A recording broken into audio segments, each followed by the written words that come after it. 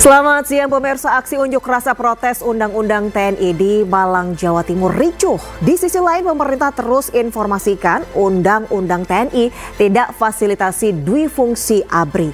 Presiden Prabowo pun meminta jajaran kabinetnya untuk memperbaiki komunikasi publik. Selain informasi tadi, kami juga akan hadirkan beragam informasi menarik dan terkini terkait kebijakan hingga kegiatan para pemimpin bangsa.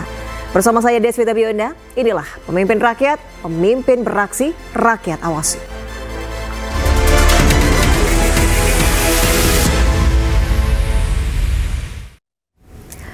Pemirsa, makan bergizi gratis menjadi program utama pemerintahan Prabowo Gibran. Presiden pun menerima surat dari para pemimpin dunia yang ingin belajar pelaksanaan program tersebut.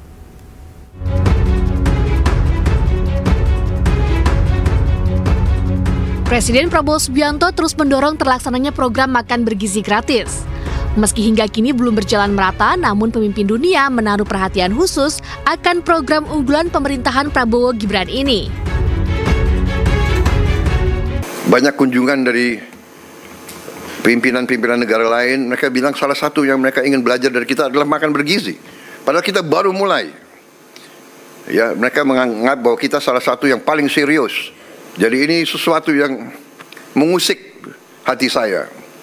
Mereka dengar di desa sebelah sudah, dia dengar di sekolah sebelah sudah, dia belum bisa. Saya sampaikan, Bu, kita berusaha sekeras tenaga, tapi kita tidak mungkin seketika, negara kita sangat besar. Mohon sabar. Presiden pun meminta jajaran menterinya untuk serius mengurus program makan bergizi gratis ini.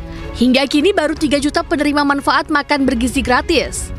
Penyalurannya yang belum maksimal menjadi perhatian khusus pemerintah.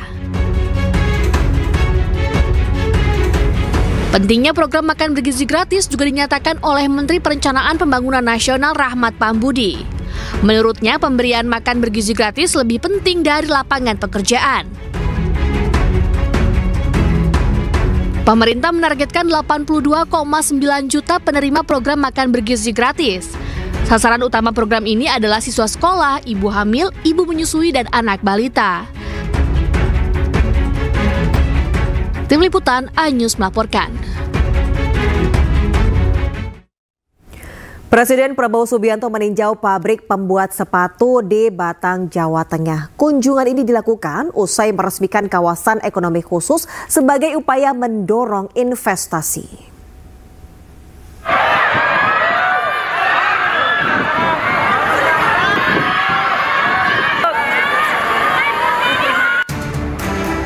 Presiden Prabowo Subianto mengunjungi pabrik pembuat sepatu di Batang, Jawa Tengah.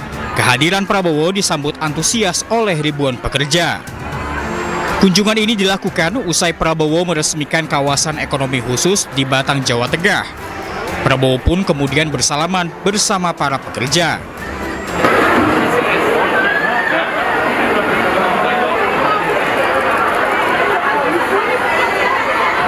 Ya Allah, seru banget. Kenapa kagum banget sama Pak Prabowo? Ya terharu. Salaman sama orang yang nomor 1. Kedepannya lebih sukses. Iya, bisa menaungi seluruh rakyat Indonesia. Kawasan ekonomi khusus ini merupakan tonggak awal dalam melaksanakan pembangunan bangsa melalui hilirisasi dan industrialisasi. Presiden Prabowo juga mengatakan bahwa hal ini dapat mendorong investasi. Tim Liputan iNews melaporkan. Ya, sementara itu Presiden Prabowo meminta jajaran kabinetnya untuk memperbaiki komunikasi kepada rakyat. Presiden juga ingatkan rakyat perlu mengetahui detail program pemerintah supaya bisa merasakan manfaatnya. Kita atasi perbedaan dengan musyawarah. Kita terima kritik dengan besar hati, tapi kita jangan mau diadu domba. Pernyataan ini disampaikan Presiden Prabowo dalam sidang Kabinet Paripurna pada Jumat 21 Maret lalu. Selain meminta kabinetnya untuk bersedia menerima kritik, Presiden Prabowo juga menyoroti komunikasi jajaran kabinetnya kepada publik. Presiden pun meminta ada perbaikan dalam pola komunikasi mereka supaya program-program pemerintah sampai kepada rakyat. Banyak sekali yang sudah kita laksanakan semenjak sidang kabinet yang lalu. Mungkin karena banyaknya inisiatif kita, banyaknya terobosan kita, banyaknya kebijakan kita, mungkin narasi ke rakyat mungkin kurang sempurna, kurang intensif. Ya, ini saya kira perlu kita perbaiki komunikasi kita kepada rakyat.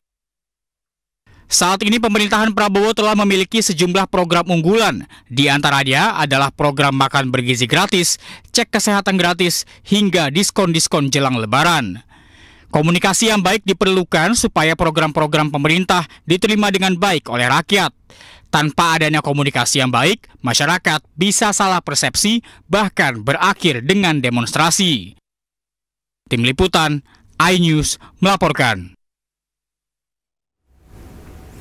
Komunikasi publik jajaran Kabinet Merah Putih jadi sorotan. Usai jeda, kita akan menyaksikan sejumlah pernyataan mereka yang menuai kontroversi.